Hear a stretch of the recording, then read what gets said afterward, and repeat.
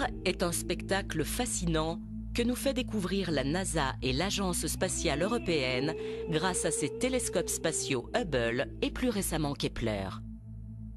Leurs caméras explorent un quasi-infini et montrent des phénomènes stupéfiants avec entre autres la découverte d'une multitude de galaxies aux couleurs et aux formes époustouflantes. C'est une révélation pour les scientifiques et un pas de géant pour l'astronomie. Dans la galaxie la Voie lactée, où se situe notre système solaire, les astrophysiciens découvrent également des exoplanètes, c'est-à-dire des planètes orbitant autour d'une étoile autre que le Soleil. Leur similitude avec notre planète Terre les rendrait susceptibles d'être habitables. La Voie lactée compte 100 milliards d'étoiles et l'univers observable au moins 100 milliards de galaxies, elles-mêmes incluant une multitude d'exoplanètes. Ces découvertes ont remis en question l'interrogation sur l'hypothèse de l'existence de formes de vie sur d'autres planètes. Et avec cette hypothèse revient l'interrogation récurrente sur l'existence des ovnis. Sont-ils un produit de l'imaginaire, un mythe ou une réalité ? Malgré la foison de photos à l'authenticité plus que douteuse que l'on peut trouver sur Internet, le sujet ne peut pas être traité avec dérision.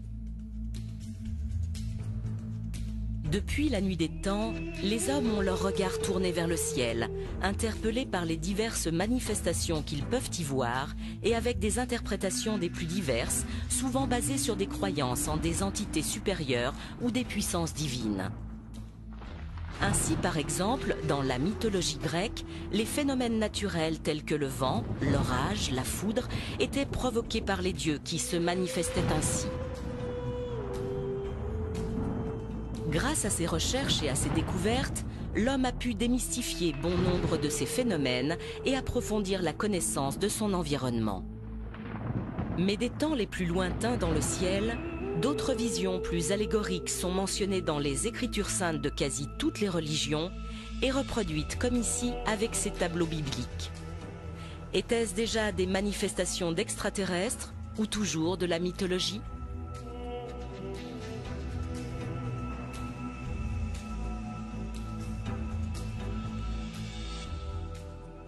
Aussi loin que portent les archives humaines, on a observé dans le ciel des phénomènes étranges qui ont frappé les esprits.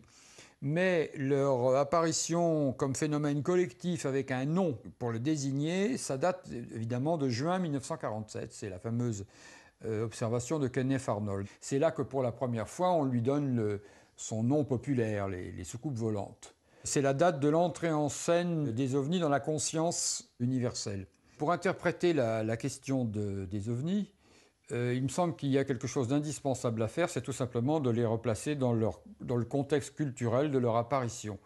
Alors ce contexte, c'est quoi? C'est le début de la guerre froide, c'est les séquelles de la Deuxième Guerre mondiale, l'idée d'une menace venue du ciel, c'est l'émergence de la technologie, et c'est aussi l'émergence d'un genre nouveau, la science-fiction, qui, en 1947, atteint son apogée, la science-fiction classique.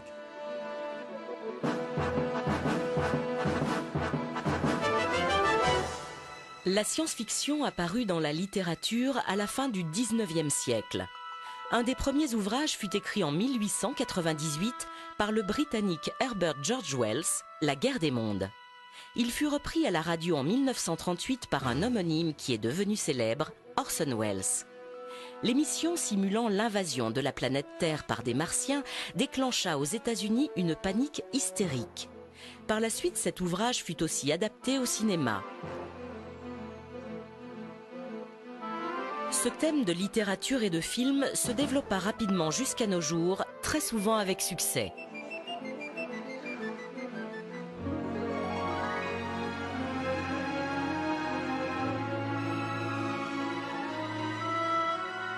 Il a été l'objet d'une exposition à la Cité de la Science à la Villette début 2011. La science-fiction a mis en place un ensemble de représentations. Elle nous a familiarisés avec l'idée d'une invasion, d'une visite venue de l'espace d'êtres non humains. Alors, ce qui m'a frappé, c'est que la plupart des représentations qu'on lit aux ovnis, c'est-à-dire la forme des objets, leur comportement dans le ciel, les phénomènes technologiques mystérieux qui les entourent, les ovnis émettent souvent de puissants rayons de lumière, etc., le comportement que l'on prête à leurs occupants, enfin, tout ce que les ovnis sont censés produire lorsqu'ils interagissent dans notre environnement. Eh bien, tout cela a été décrit en détail par la science-fiction française et américaine dans les premières décennies du XXe siècle. C'est-à-dire lorsque les ovnis émergent, à partir de 1947, ils ont déjà été décrits. Alors là, il y a un phénomène vraiment à première vue très étrange. Comment est-il possible que, si les ovnis sont un phénomène réel, la fiction ait pu précéder à ce point-là la réalité? Et qu'est-ce que va faire la science-fiction? Elle va fournir un ensemble de stéréotypes, de représentations. Les ovnis, nous ne les connaissons qu'à travers un phénomène de témoignage, à part quelques très rares photos, d'ailleurs souvent difficiles à interpréter. Ce témoignage, nous essayons d'en tirer des représentations visuelles. Nous essayons de construire un portrait robot. Ce portrait robot, le point central est là, il a été créé à partir de matériaux imaginaires issus de la science-fiction. L'impression que j'ai, c'est qu'il est très difficile de nier qu'il y ait des manifestations non identifiées qu'on observe dans le ciel, à proximité du sol et parfois même au sol, des phénomènes que l'on ne comprend pas. Bien avant le 24 juin 1947 et l'observation de 9 disques par Kenneth Arnold aux commandes de son avion, ce qui déclencha la vague de témoignages sur des visions d'objets volants non identifiés dans le ciel des États-Unis, Los Angeles avait été le théâtre d'une étrange manifestation. Alors que les USA étaient après Pearl Harbor en pleine guerre avec les Japonais, dans la nuit du 25 au 26 février 1942, plusieurs mystérieux objets volants non identifiés survolaient la ville. Pris pour des bombardiers nippons, ils furent pendant plusieurs heures la cible d'un déchaînement de tirs de DCA, et ceci sans résultat. Le lendemain, photo à l'appui, la presse faisait largement l'écho de l'événement en évoquant l'hypothèse d'un ovni.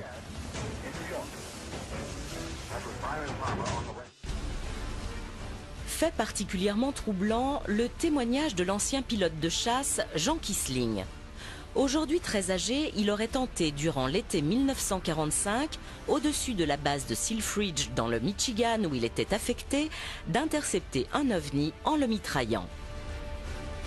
Son témoignage a été recueilli en 2008 par Alain Boudier, président de la commission 3AF PAN, Association aéronautique et astronomique de France, composée de sommités scientifiques entre autres. La commission PAN est chargée de l'observation de phénomènes aérospatiaux qui ne peuvent être rattachés à des aéronefs connus ou expliqués par la physique contemporaine. Parti en mission à bord de son P-47 à 15 000 mètres d'altitude. Il lui a été ordonné de mitrailler les objets et à ce moment-là, il a vu les objets se transformer en soucoupes volantes et s'éloigner à une vitesse absolument phénoménale.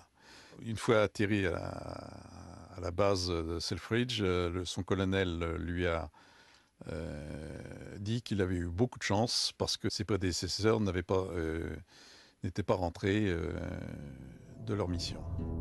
En 1947, en pleine vague d'observation d'objets insolites dans le ciel des États-Unis dans le désert, près de Roswell, au Nouveau-Mexique, une actualité allait et continue de défrayer les chroniques. Le 8 juillet, la base des bombardiers atomiques de Roswell, l'unique au monde, révèle qu'ils ont trouvé une de ces soucoupes volantes écrasée dans le désert, dans les environs. Et cette nouvelle fait le tour du monde très très vite. Mais le soir même, il y a un démenti au quartier général au Texas, le général Ramey, qui montre à la presse des débris de ballons météo et de cibles radars écrasés, qui leur dit voilà, les aviateurs de Roswell se sont trompés, c'est pas une soucoupe volante qu'ils ont trouvée, c'est ça, c'est des débris de ballons météo. Et l'affaire est enterrée pour 30 ans. Jamais un officier de renseignement, l'officier de renseignement, imaginez, de la seule base atomique au monde, qui ne serait pas capable de reconnaître un ballon météo crevé et qu'il prendrait pour un disque volant. Non mais c'est absurde. Au début des années 90, il y a des enquêtes très sérieuses qui ont été faites. Il y a même le député du Nouveau-Mexique, Stephen Schiff, qui a réclamé une enquête au Congrès parce qu'il n'arrivait pas à avoir des réponses convenables de la part du Pentagone. Cette enquête a eu lieu. Ils ont conclu en 1995 qu'on avait détruit une grande partie des archives de Roswell sans aucune explication. Et ils ont dit l'enquête sur ce qui s'est écrasé à Roswell continue. Ça, c'est la commission d'enquête du Congrès américain. C'est officiel, si on veut, quand même. Mais le Pentagone a réagi en disant non, non, non, non. Oui, c'est vrai qu'on avait menti, c'était pas un ballon météo, mais c'était un énorme assemblage de ballons, le ballon Mogul. C'était très impressionnant. Et voilà, c'est ça qu'ils ont pris pour une soucoupe volante. Alors, ils ont écrit un livre de 1000 pages, incroyable, pour expliquer ça. Et en réalité, ils n'expliquent rien du tout. Il n'y a aucune preuve solide de ce qu'ils avancent. Ce livre tente principalement de justifier pourquoi avait été évoqué le crash de simples ballons météo au lieu des fameux ballons Mogul. Ceux-ci étaient destinés à observer les expériences nucléaires soviétiques. Ils étaient alors classés secret défense. Les deux affaires de Roswell, car il y aurait eu 2 crashs, ont fait la notoriété mondiale de la ville qui leur a donné son nom. Il reste à ce jour un mystère jamais réellement éclairci, ni par les explications des divers services du gouvernement américain, ni par les enquêteurs et les journalistes. Tous les acteurs de cette affaire n'ont cessé de varier dans les versions des faits, ou leur interprétation suivant les intérêts qu'ils pouvaient y trouver, ou leur croyance ou non en la visite d'extraterrestres.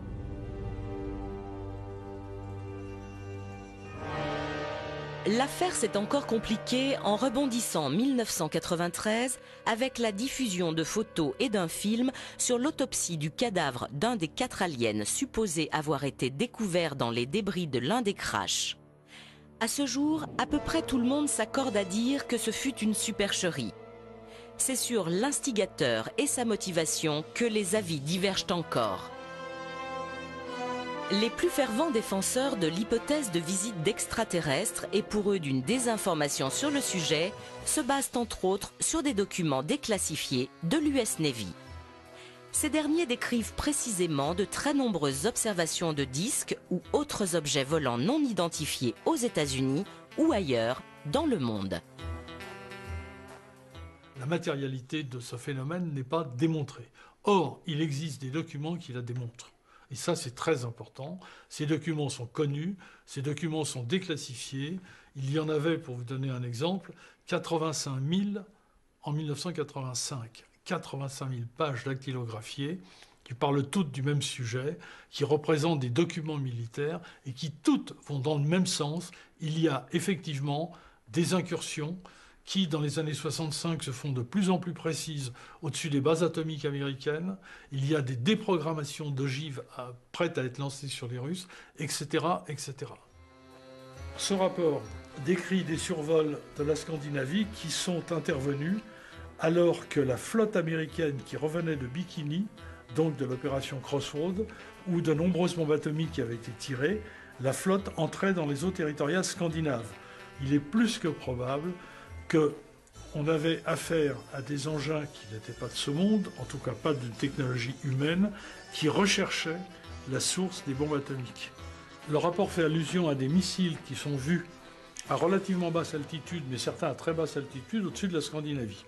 Ils ressemblent d'assez loin à des fusées V1. Ces missiles ont des caractéristiques très différentes.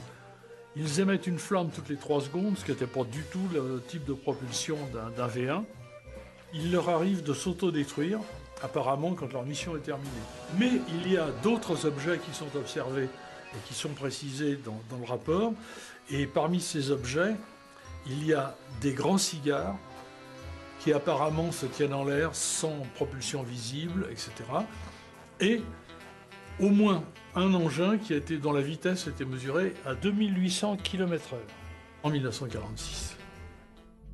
Si le phénomène du mystère des ovnis a débuté aux États-Unis, il s'est rapidement propagé sur toute la planète. Les témoignages abondent et quelques rares photos présumées authentiques ont fait l'objet en 2008 d'articles dans le journal anglais Daily Telegraph.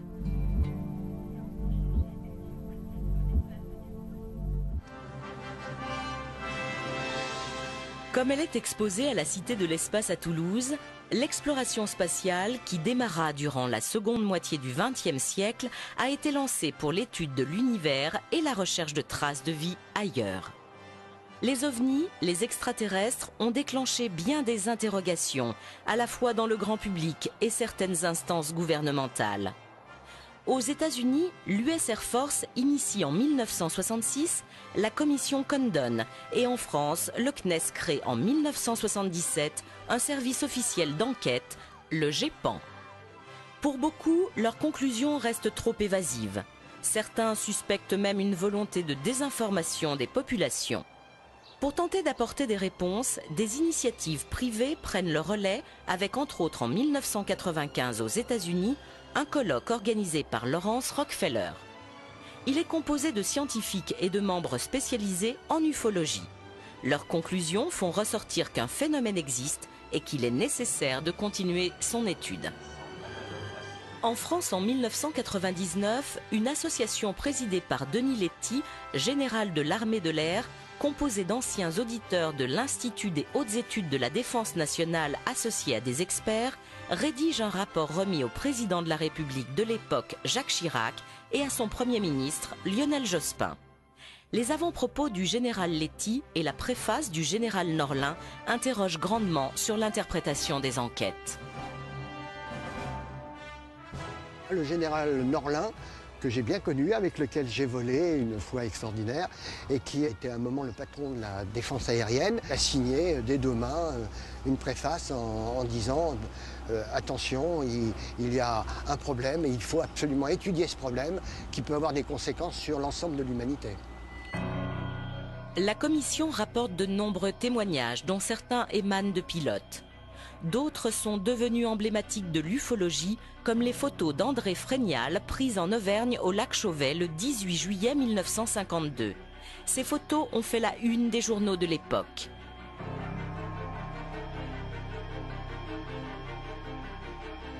L'évocation de la rencontre du troisième type de Valençol laisse perplexe. Le témoin, Maurice Masse, raconte qu'au petit matin du 1er juillet 1965, alors qu'il travaillait dans un champ de lavande, il entendit un puissant sifflement.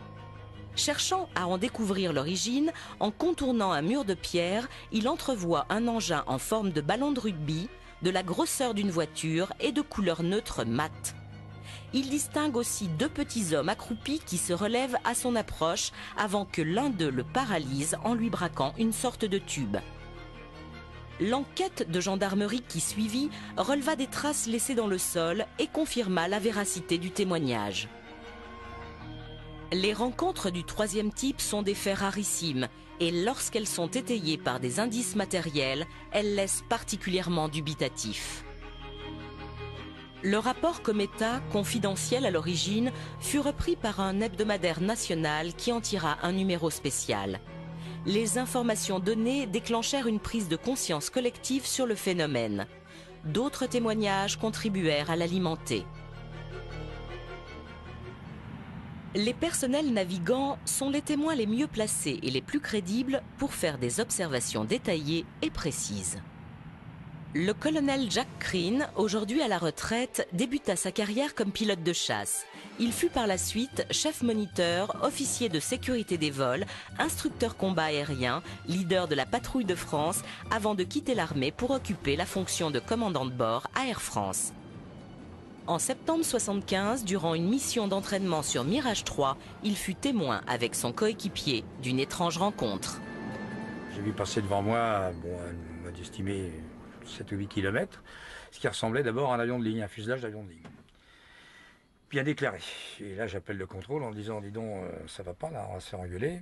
Hein, s'il y a un avion civil qui passe au milieu de nos exercices, c'est pas dans les règles. Et le contrôleur me dit, j'ai pas de contact radar là-dessus. Je dis, moi, écoute, je vois quelque chose de gros et qui passe devant nous. Et mon équipier qui était en train de rassembler, je lui demande de confirmer, il me dit, oui, je vois bien, un avion là en face de nous. Et le contrôleur confirme qu'il n'a pas de contact radar. Cette chose-là passe devant nous. Et comme le contrôleur me confirme qu'il ne voyait pas, on rentre dans une mission de police du ciel, en fait, comme on a à l'époque, c'était la guerre froide. Donc on met la post-combustion, et on essaye de rassembler sur cet objet volant. Et alors, on s'est approché assez près, La nuit, c'est très difficile. Quand on n'a pas une référence, c'est très difficile d'avoir une distance et une grosseur. Bon, ça me paraissait... C'était une forme, en fait, un peu comme un ballon de rugby.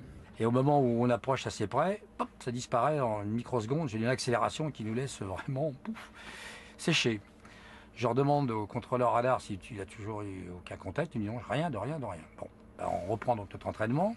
Deuxième présentation. Là, je suis chasseur. Et au moment où j'arrive à 7-8 km de la fin de mon rassemblement, paf, ça réapparaît de nulle part. Comme on aurait pu dire un autre avion de chasse ou un autre avion, enfin plutôt un autre avion qui observait, bon, c'est la troisième dimension ce qu'on faisait. Je rappelle le contrôleur, il me dit non, moi j'ai toujours pas de contact radar. Là, ma collègue rassemble, on met la post-combustion et on y va pour rassembler sur cet objet volant. On accélère même assez fort, on accélère donc, on avait Mach 1.6, il fait à peu près 1700 km/h. Et au moment où peut-être ces choses-là nous sentent menaçants, pareil, ça disparaît en une fraction de seconde, une accélération époustouflante. Je demande au contrôleur s'il n'a toujours pas de contact radar, parce que ça fait quand même 2 fois que ça se présente. Il dit non, on refait un autre exercice, on se représente une 3e fois. La chose réapparaît de nulle part, en état d'observation, bon, non menaçante, mais qui est en train de regarder gentiment, parce qu'apparemment c'est intrigué par ce qu'elle est en train de faire. On essaye de rassembler de nouveau, de se rapprocher le plus vite possible. Moi, je me rappelle ce qui m'a intrigué, c'est que je voyais à travers son fuselage, j'avais des hublots assez grands, une lumière blanche, alors extraordinaire. Je dirais pas céleste, mais vraiment une lumière blanche, et je voyais à l'intérieur. C'était une immense cavité blanche, et je voyais vraiment une transparence, ça m'a frappé. Mais ça disparaît aussi en un clin d'œil. Donc là, on manque de pétrole, on rassemble, on perce, comme on dit, on va se poser à Creil. Contrôleur, bon, le débriefing, dit moi j'ai rien vu, bon. Et avec le collègue, on a dit bon, on dit rien non plus, puisque de toute façon, si on fait un rapport un peu circonstancié, on va choisir le psy, choisir le médecin, ou alors on est au secret, donc ça présente pas beaucoup d'intérêt. On était assez habitué à reconnaître ce qui se baladait dans le ciel, et ça, j'ai jamais rien vu d'autre de toute ma carrière aéronautique. Et j'ai jamais vu non plus des performances pareilles. Je ne pense pas qu'à l'heure actuelle, on a produit des objets volants qui sont capables de telle accélération, et même du genre de manœuvre, puisqu'il est parti un petit peu, donc des accélérations qui sont gigantesques. Alors donc la question que moi je me suis posée un peu, je me pose encore, si ça n'est pas terrestre, donc c'est extraterrestre. Alors qui est derrière ça? C'est la question. Jean Grellet commença sa carrière aux États-Unis comme pilote de chasse dans l'US Air Force, puis fut commandant de bord à Air France durant 20 ans. Il dénombre 17 500 heures de vol à son actif. Il fut 3 fois témoin de phénomènes et de visions qui laissent perplexe. Son premier témoignage remonte à 1966. J'étais second pilote dans un Boeing 707 d'Air France. Le commandant de bord était à sa place à gauche. Nous avions un radio, un navigateur et en plus un ami du commandant de bord était venu nous rendre visite. Donc nous étions nombreux et tous ont vu la même chose sur mon écran radar. Nous avons été doublés au sud de Rio de Janeiro par un engin qui allait à peu près à 5000 à l'heure, détecté au radar, suivi au radar, vitesse mesurée au radar, donc aucun problème quant à la vitesse. Le retour de l'écho était à peu près celui qu'aurait donné un Boeing 707 de l'époque, donc quelque chose d'assez considérable. Alors, c'était naturellement non identifié pour 2 raisons. D'abord, on ne l'a pas vu. Nous étions au-dessus d'altostratus qui nous empêchait de voir le sol. Et cet engin est passé en dessous de nous et sur notre droite. Et la suivante a eu lieu en 1984. J'étais alors commandant de bord, aux commandes d'un Boeing 747 d'Air France sur le Los Angeles-Montréal. Et là, nous avons été doublés par quelque chose. Ce quelque chose ressemblait à un groupement de sphères métalliques derrière lequel une énorme traînée lumineuse, et je dis bien autolumineuse, il était précisément minuit en heure locale, nous a doublés par la droite. Et à ce moment-là, c'est le contrôle de la navigation aérienne qui nous a demandé ce que nous avions vu passer. 2 autres avions sont intervenus sur la fréquence, un Lufthansa et un Olympic Airways qui avaient vu la même chose que nous.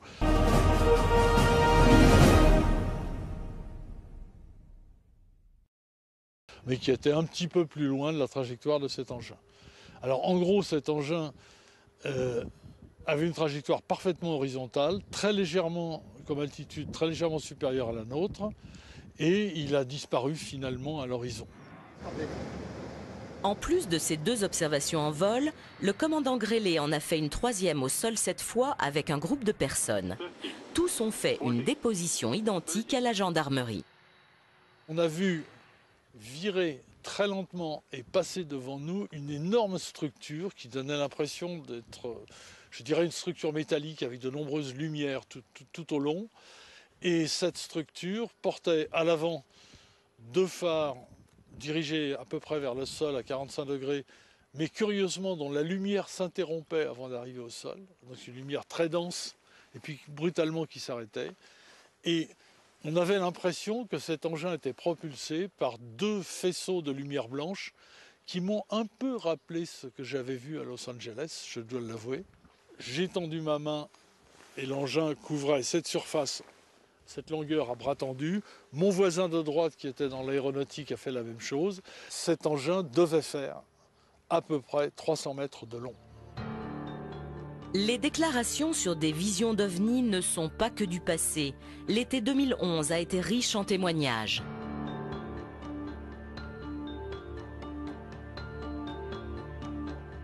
Le 20 août, à 20h15 à Chamalières, dans le Puy-de-Dôme, Joël Gerbe aurait aperçu un objet volant insolite. Subitement, entre les 2 tours qui sont là-bas et la grue, à une hauteur que j'arrive pas à définir, j'ai vu un objet sortir d'un nuage, un objet qui était vraiment très très bizarre. Donc j'ai eu un coup de chance, j'avais l'appareil photo qui était sur la table, sur ma table basse, puisque mes enfants venaient de sortir de l'appartement. Je me suis saisi de l'appareil à photo et j'ai fait une photo. Ça a duré en moyenne 10 secondes à peu près, et ensuite j'ai vu partir cet objet à une vitesse vertigineuse. La photo, hélas floue, a été expertisée et semblerait être authentique. Avec les paramètres qui lui ont été donnés, un expert en photographie a estimé que l'objet pouvait mesurer plus de 100 mètres de long. Ce nouveau fait divers, qui a fait l'objet d'une déposition, a été pris très au sérieux. Le GEPAN a déclenché une enquête. Le GEPAN est un des services du CNES, Centre national d'études spatiales. Le CNES a pour mission principale de proposer et de mettre en œuvre la politique spatiale de la France. Il cogère avec Arianespace et l'Agence spatiale européenne la base de lancement de Kourou en Guyane.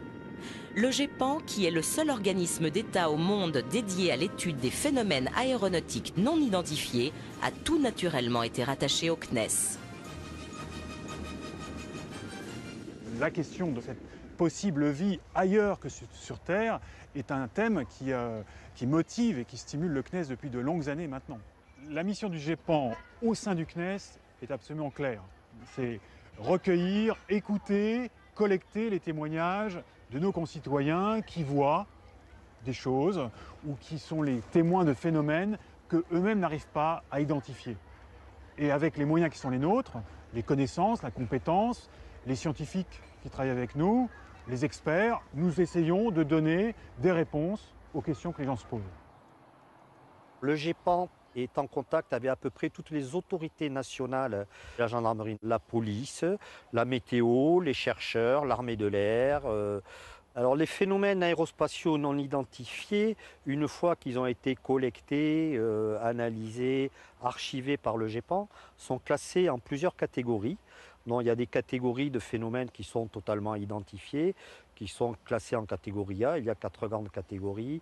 En catégorie B, on a les phénomènes qui sont pratiquement à 100%, je dirais, identifiés, mais que l'on ne peut pas reproduire. Ensuite, il y a toute une catégorie que l'on classe en catégorie C, des phénomènes qui, soit les témoignages sont trop succincts pour mener une enquête, ou il nous manque des informations importantes qui nous permettent d'aller plus loin dans les enquêtes. Et ensuite, la catégorie, effectivement, qui intéresse tout le monde, qui est la catégorie de phénomènes inexpliqués, qui est la catégorie D, dans laquelle se retrouvent les phénomènes qui sont inexpliqués. Inexpliqués pourquoi au sens littéral du terme, c'est-à-dire qu'on a pu mener une enquête plus ou moins approfondie, mais les résultats et les conclusions de cette enquête ne nous ont pas permis quand même, malgré la richesse des informations, de classer le phénomène. Et le phénomène est quand même classé inexpliqué avec un degré d'étrangeté, je dirais, plus ou moins élevé, quoi. Les bureaux du GEPAN se trouvent dans les locaux du CNES à Toulouse. C'est ici que sont reçus et analysés tous les témoignages. Depuis 2007, le GEPAN a ouvert au grand public sur son site internet ses archives de 30 ans. Depuis la création du premier GEPAN en 1977, on a recueilli à peu près 7000 témoignages qui sont des témoignages uniquement sur le territoire français et les dom-toms également. Et ces 7000 témoignages représentent à peu près 2500 cas, puisqu'on peut avoir plusieurs témoignages pour un seul cas. Ce qui est d'ailleurs intéressant, ça permet de faire des recoupements en termes de trajectoire, etc. Et actuellement, on reçoit à peu près 2 à 3 témoignages par jour. On s'astreint à avoir une démarche de méthode et de bien expliquer pourquoi on interprète cette observation comme ça et pourquoi on la classe dans telle catégorie. Une chose importante, on n'a pas de dossier secret, on publie tout ce qui nous est transmis. Aux restrictions près, il y a des catégories d'informations qui n'apparaissent pas dans nos dossiers quand ils sont publiés. Tout ce qui est information de nature privée à retrouver les gens. Les services du GEPAN sont extrêmement prudents pour formuler des hypothèses sur leurs enquêtes. Si on avait à la fois une corrélation visuelle de gens compétents qui sont habitués, comme les pilotes, entre guillemets, et d'une trace radar pris par les antennes au sol, effectivement, on pourrait penser qu'il y a bien quelque chose derrière, un objet. Alors après, tout reste à interpréter. Je dirais, cet objet, c'était quoi?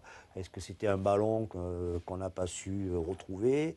Est-ce que c'était autre chose? Ça, on ne sait pas. Donc de là à corréler une observation d'un ovni, d'une soucoupe volante, il y a un pas que vous ne me ferez pas franchir. Ne confondons pas des hypothèses, de la fantaisie, de l'imagination avec une réalité. Et c'est là qu'il faut absolument s'arrêter en disant, maintenant, je laisse partir mon imagination, très bien, alors on peut vraiment tout imaginer, tant mieux. Simplement, il ne faut pas réduire, du moins dire que ce produit de l'imagination eh bien, serait la réponse et l'unique réponse aux questions que nous posons aujourd'hui. Il faut accepter de ne pas savoir. La question du danger possible n'est pas du tout exclue, puisque l'armée de l'air fait partie des partenaires qui travaillent avec le GEPAN, et ça depuis longtemps. Il y a même eu des rapports qui ont été émis par certaines personnes, en leur nom propre, je vous le dis tout de suite, soulignant la possibilité de danger. C'est une analyse qui n'a pas été suivie par les autorités nationales actuelles. Il faut être vigilant, on est attentif, on regarde le ciel, on scrute le ciel, et on découvrira des choses qui ne sont peut-être pas du tout menaçantes. Pour la vigilance et donc la détection d'éventuelles intrusions d'objets volants non identifiés dans l'espace aérien français, les autorités et le CNES ont entre autres à leur disposition la défense aérienne nationale avec ses infrastructures. Au Mont-Verdun, à proximité de Lyon, la base 942 est le centre de détection et de contrôle. Elle supervise et conduit toutes les activités aériennes se déroulant dans l'espace aérien national. Pour cela, elle dispose de tout un système de maillage de radars civils et militaires dispersés sur l'ensemble du territoire.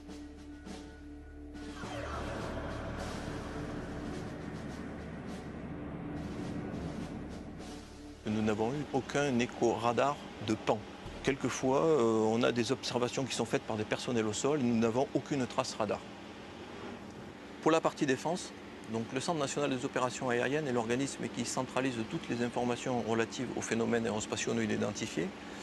Il a été mis en place dans la documentation aéronautique militaire un compte-rendu type lorsque les pilotes militaires ou les contrôleurs aériens militaires rencontrent des phénomènes particuliers. Les observations décrivent souvent des phénomènes connus ou inconnus associés à des sources lumineuses sans preuve réelle d'un objet matérialisé. Ces visites qui peuvent être anormales ou paranormales sont bien évidemment prises en compte au sérieux par la partie militaire.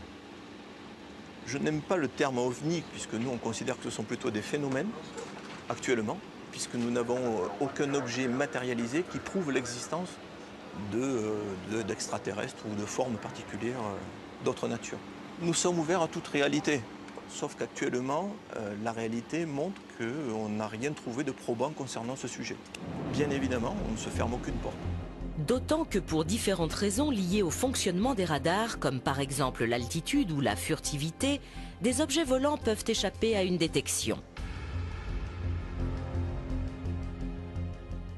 François Louange est un scientifique de très haut niveau spécialisé dans la photographie qui fut un des instigateurs de la création du GEPAN. Dès l'origine, il collabore avec cet organisme pour tenter de percer le mystère des pans, phénomènes aérospatiaux non identifiés. L'expression est plus large qu'OVNI, objet volant non identifié, qui sous-entend un objet solide.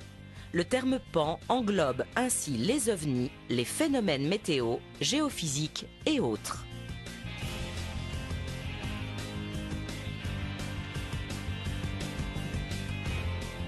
J'ai très vite pensé qu'il y avait certainement matière derrière cette question des ovnis à faire un travail, disons, scientifique, de recherche rationnelle pour essayer de comprendre ou de caractériser ces choses qu'on rapportait et qui n'avaient pas d'explication a priori. Je me suis spécialisé depuis plusieurs dizaines d'années sur l'analyse des clichés présumés d'ovnis, photos, vidéos, etc. Les gens ont toujours pensé, mais une vraie photo, c'est une preuve absolue.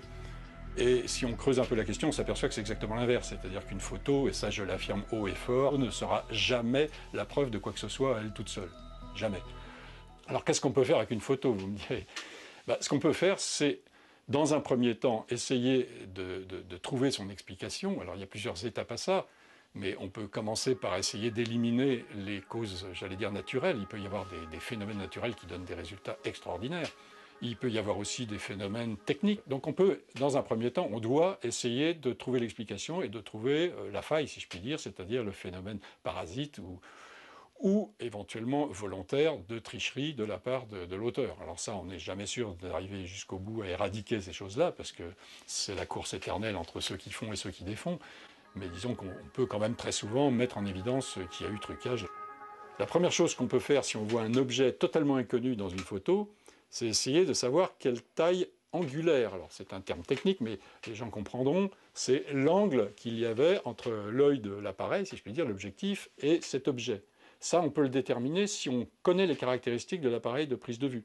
Chose qui est très facile avec la photo numérique, puisque tout ce genre de données, même si les gens ne le savent pas, sont incluses dans la photo. C'est-à-dire qu'il y a des fichiers dedans qui vous disent ça a été pris avec un Nikon ou un appareil de telle marque et dans telles conditions, et la focale était dedans. Bon. Si on a ces informations, on peut, d'une façon très simple, et avec l'informatique c'est encore simplifié, calculer la taille angulaire d'un objet.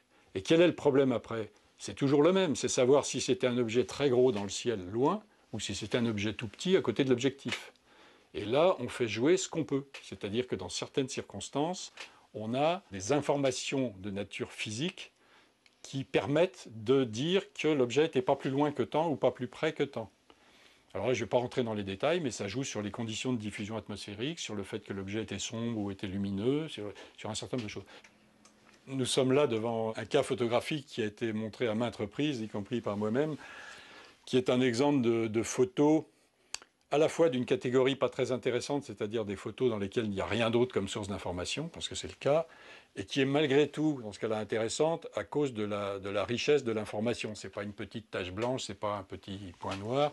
Cette photo a été prise à Costa Rica par un organisme de géographie qui photographiait le pays. Vous savez, on prend des avions très stables qui prennent une photo toutes les temps de secondes. Mon ami Jacques Vallée a emprunté le négatif original et me l'a apporté. À l'époque, je travaillais avec un laboratoire de la Défense nationale et nous avions un objet extrêmement rare à cette époque qui était un vrai scanner. Les scanners n'existaient pas dans le public du tout. Il devait y en avoir 2 ou 3 par pays.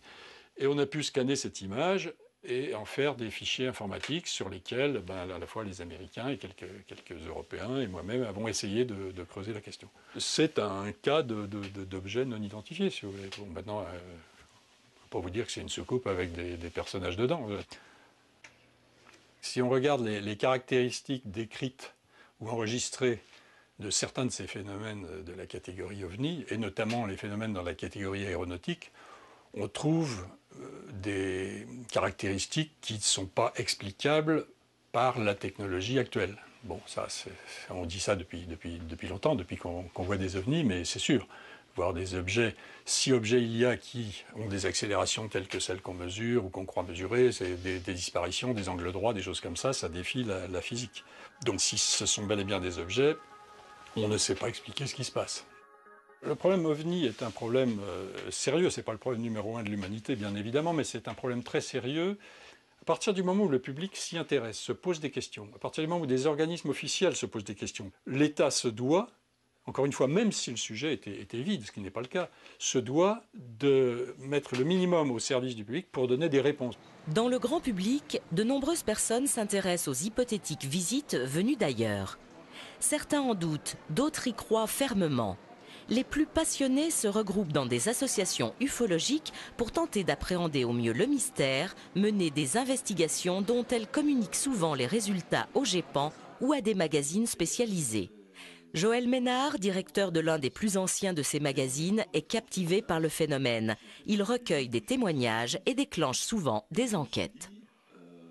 Les ovnis, c'est pas une blague, c'est pas des hallucinations, c'est pas des erreurs de perception ou de façon très marginale. Il y a vraiment quelque chose, il y a un truc formidable. Ce truc-là, il nous dépasse.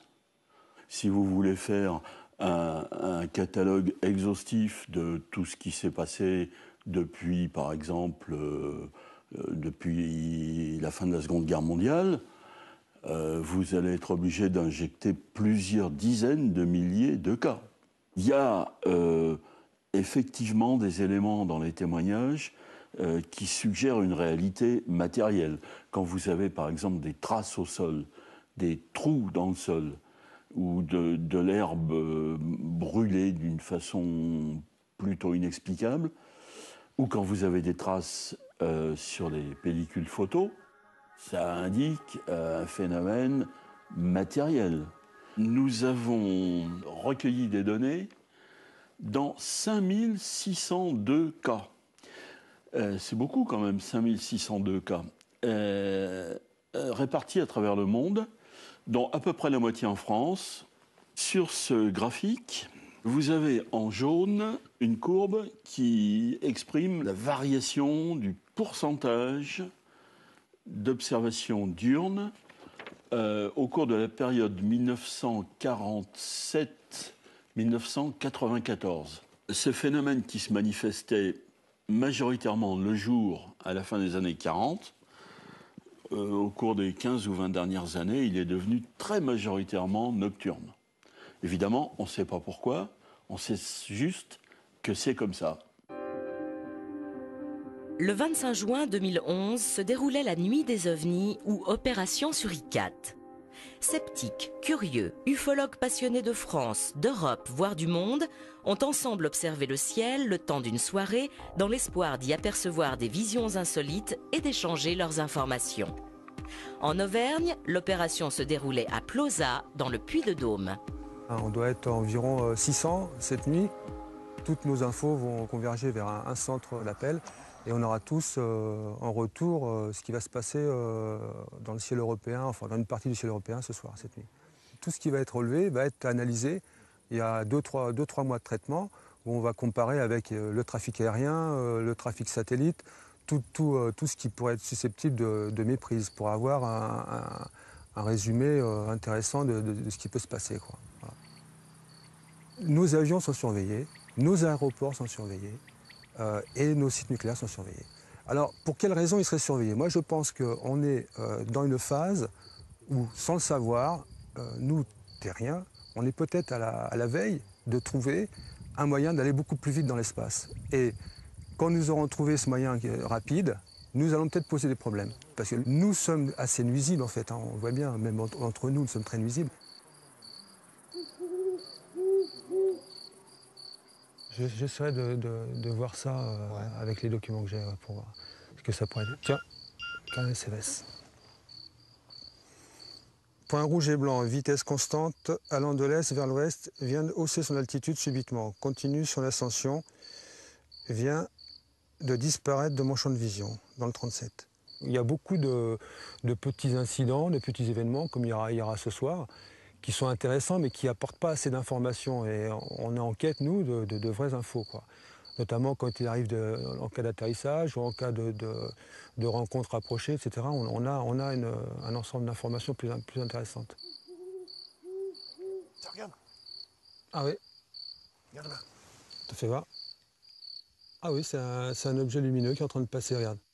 C'est éteint là, non? C'est peut-être une rentrée atmosphérique, mais là, non, je dirais pas une rentrée atmosphérique. Ça avait un peu une trajectoire un peu désordonnée, alors c'était un peu bizarre. Depuis 1954 et la vague d'OVNI qui aurait déferlé sur la France, le phénomène défraya épisodiquement les chroniques des médias.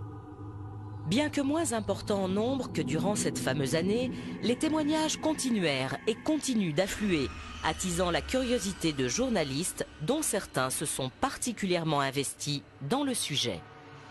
Sur les ovnis, on sait qu'il y a une énigme, on sait qu'il y a maintenant des cas qui restent absolument insolubles, qui laissent penser qu'il y a une composante physique, qu'il y a une composante technologique qui n'appartient peut-être pas à la Terre, qui fait qu'on est tenté d'avoir des hypothèses qui nous mènent vers les solutions extraterrestres. À partir du moment où on peut imaginer que des véhicules se déplacent dans l'atmosphère terrestre, ils peuvent très bien se déplacer également sous la mer.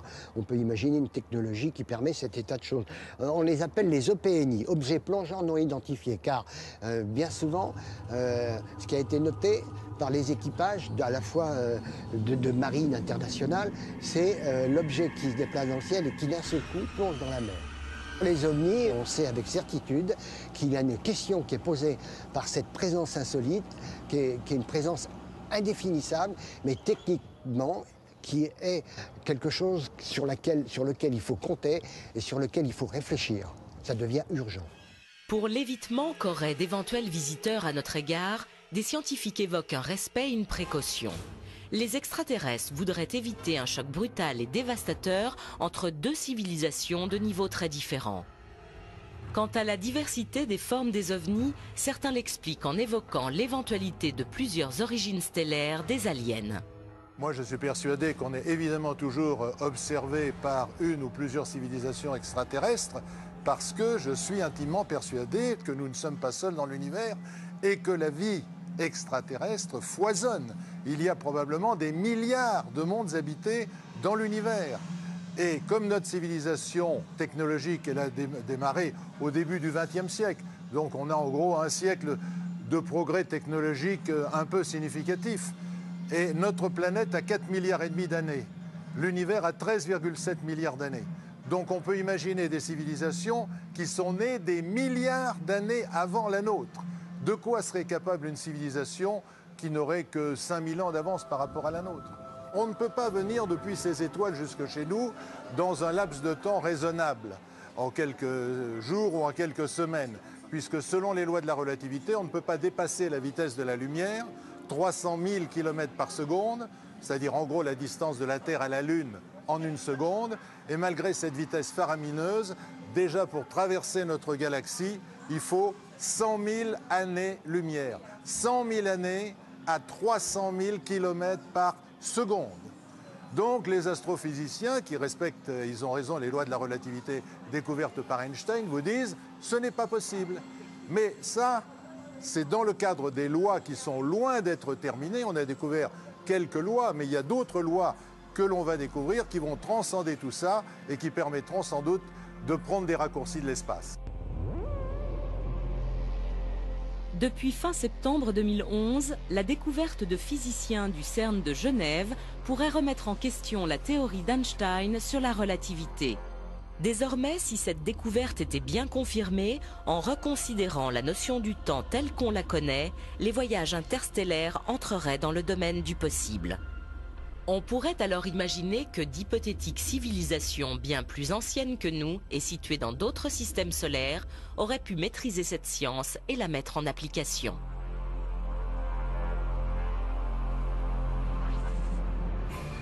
La science progresse souvent par bonds. Elle bute aussi sur des énigmes. À Esdalen, en Norvège, de mystérieuses lumières à l'apparition récurrente ont très souvent été assimilées à des ovnis. Ces faits ayant très largement débordé des frontières ont intrigué la communauté scientifique mondiale qui cherche à élucider le phénomène. Les phénomènes qui sont observés dans la vallée des Esdalen sont des phénomènes lumineux qui ont été observés par de nombreux témoins. Il y a des témoignages historiques, des écrits historiques, et donc on ne peut pas nier la véracité de ces phénomènes lumineux. On est face à des phénomènes inexpliqués et notre objectif scientifique est de les comprendre. Pourquoi les comprendre? Tout simplement parce que ça fait partie de la connaissance de la Terre, de la connaissance du vivant, qu'il faut bien aller au-delà pour pouvoir se propager dans l'avenir. D'autre part, si on parvient à comprendre ces phénomènes lumineux, il est possible qu'on puisse les rapprocher de certains phénomènes, cette fois-ci aérospatiaux non identifiés, les PAN. Et c'est pour ça que si on arrive à comprendre une petite partie de ces phénomènes, on peut peut-être répondre à certaines questions que se pose le GEPAN sur des PAN. On va faire des investigations dans la vallée des Esdalen pour ces phénomènes lumineux, mais ces phénomènes lumineux n'ont rien à voir avec des ovnis. Et on va essayer de les comprendre, de comprendre leur mécanisme. Après, nous chercherons à comprendre l'origine de ces phénomènes et de les rapprocher avec certaines observations qui sont dites phénomènes aérospatiaux non identifiés, voire ce que vous appelez ovnis. Mais en premier lieu, ce qui est observé à Esdalen ne sont pas des ovnis. Simplement, la vie extraterrestre et autres est un sujet qui semble important d'étudier. Il y a des points quand même qui sont forts, puisqu'il y a de nombreux témoignages sur des phénomènes aérospatiaux non identifiés, qui sont relatés par des témoins nombreux et fiables. Donc je pense que ce sont des études à poursuivre dans le futur.